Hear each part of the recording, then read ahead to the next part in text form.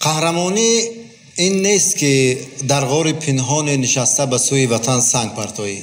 قهرمانی این است که به مثل فرخ حسن‌زاده تاجیکستان را در صحنه‌های بزرگ دنیا معرفی بکنی. خب فرخ جان، بخشیده به غالبیت شما کسی شعر گفته است؟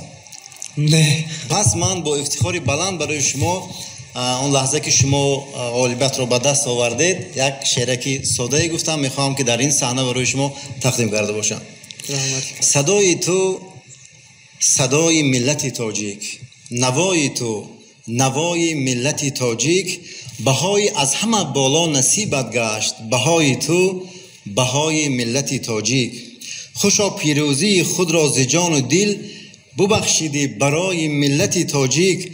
از این رو آرزو دارند پا مانند دیگرها پا به پای ملت تاجیک. تو هم در نوبت خود قهرمان هستی، تو هم یک جان فدای ملت تاجیک. فسون کردی تمام خلق عالم را چو کبک خوش سرای ملت تاجیک. به پیش ای تاجیکستان در زبانت بود شعاری پیشوای ملت تاجیک. زبان کوتاه از پیروزیت گشتند همه بدخواهای ملت تاجیک. همیشه سر به پایت ریزد ای فرخ، گلی بخت از سمای ملت تاجیک.